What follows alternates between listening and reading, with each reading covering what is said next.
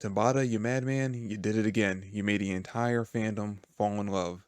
Hey, what's up, guys? We got chapter 345 of Black Clover out, and in this week's chapter, Tabata did something big. And I don't just mean introducing a brand new crazy girl for the entire fandom to be obsessed with, or making some major strides in Asta's training on how to master his style of Zen. No, Tabata did something that I think is even bigger than this, and that is that I think Tabata has finally done it. He is introduced after so many arcs, the fourth great Earth Spirit. Okay, so starting off this week's chapter, we cut back to a little bit after the ending of chapter 343, right after Ryu stopped Ichika and Asta from killing each other during their training session. And in this chapter, we see Ryu telling the two of them that he actually senses some pretty big bads making their way over to the land of the sun. Dreads that are so big that they might actually stand a chance of destroying the entire country. And as we already know, that dread is Sister Lily, her two paladins, and the five-headed dragon of legend. Now, Ryu and Ichika immediately head off to go prepare to fight off against these big threats that are coming, which as we saw at the end of the last chapter, meant gathering 5 of the 7 Ryuzen Seven members in order to take them down. And in this chapter, Asta immediately wants to go with them, but Ryu tells him that he's not ready just yet,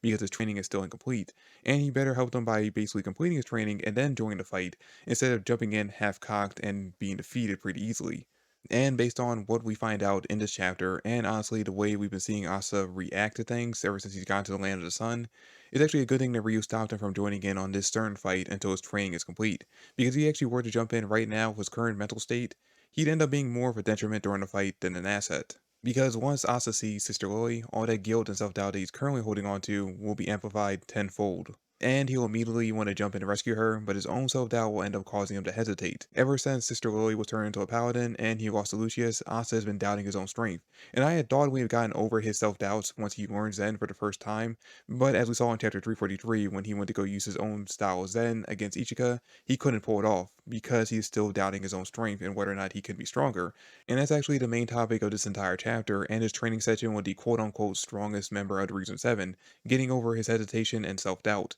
Because until Asta manages to get over his hesitation and put past all his doubts about his own strength, he will never be able to achieve a perfect Zen. And that is exactly why Ryu has Asta training in this chapter with Mushogo Takeyoga, the quote-unquote strongest member of the Ryuzen Seven. I say quote-unquote because I think we all can silently agree that the member of the Ryuzen Seven who's in the background healing Asta is most likely the actual stronger member. And that is Tenmin Yashiki Fujio, who we'll get to in a second because one of the major theories I have about this chapter revolves around this character. But getting back to Meshuga, the reason why he's the one stuck training Asta in this chapter, who by the way is currently in his double union, isn't because he's teaching him some brand new technique on how to use Zen, but because of the fact that he is actually the exact opposite of Asta in his current state. While Asta is currently a character who is very hesitant and full of self-doubt, Mushogo is the exact opposite. He is very confident. He believes that there is nothing that his blade can't cut that is in front of him, and because he believes it, so it'd be true. And Ryu essentially just wants some of that confidence to rub off on Asta, because until he gets rid of his own self-doubt, his Zen will always end up being incomplete.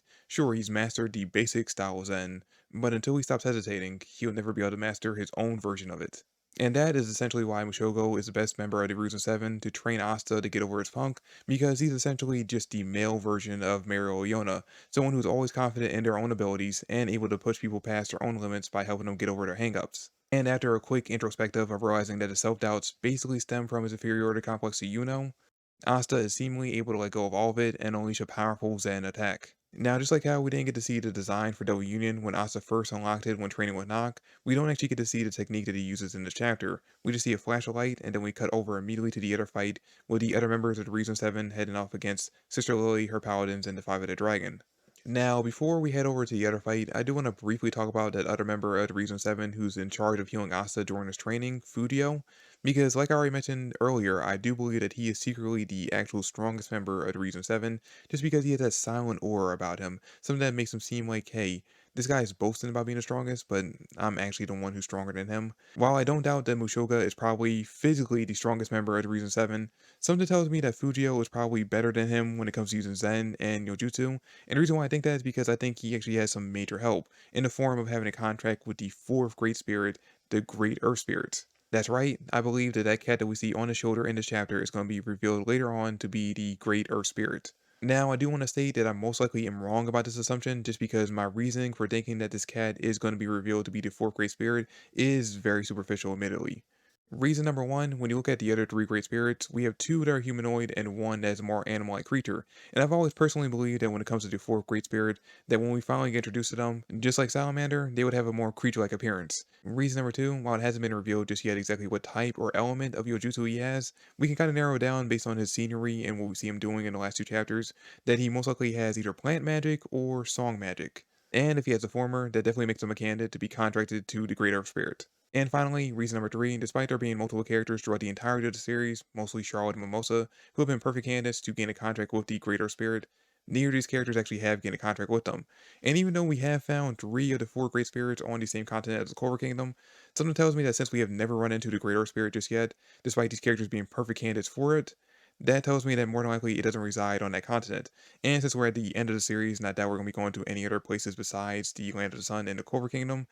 more than likely we're not going to be going to any other continents and discovering any other new lands, which means that the Greater Spirit, more than likely, if it isn't on that continent, is residing in the Land of the Sun. Although, that being said, we still never been to the Diamond Kingdom, but I kind of doubt we're going to be going there at any point during the saga, just because it was destroyed during the last big arc. But it has been a year and a half, so maybe they might have rebuilt it by now. But even if they have, I kind of doubt, given the way the pacing's been going for this saga, that we're going to be going there anytime soon, unless it's going to be revealed that the Black Bulls went there to search for Asta. But even if we never end up going to the Diamond Kingdom, there is one character from that kingdom who the last time we saw him was actually heading there to change it from the inside out, who would be a perfect candidate for the contract with the Great Earth Spirit, and is a character that fans have been hoping will return for a very long time now. And now would be the best time for Tabata to reintroduce him to the story. And what better way to reintroduce him but than to show that he has the contract with the fourth Great Spirit. Now, finally getting over to the fight between the Paladins and the Ryuzen Seven members, we finally get introduced to the final member of the Ryuzen Seven, who, forgive me, I had to read her name off my phone because her name is extremely long and hard to pronounce.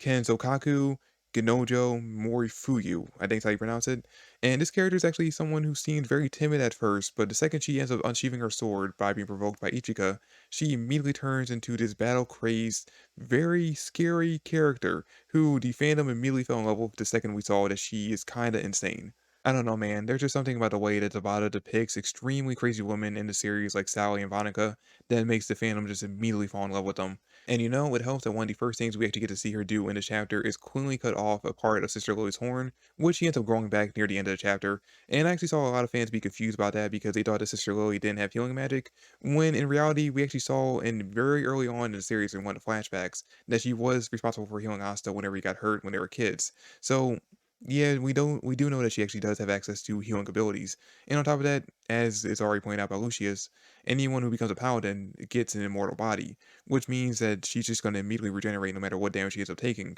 which does end up making this fight extremely difficult for the Ryuzen 7, because now not only do they have to fight against the legendary five-headed dragon, but they also have to fight off against three people who are essentially immortal, which basically means that they're fighting at a very huge disadvantage, but once Asta shows up with Master Zen, that won't be a problem anymore.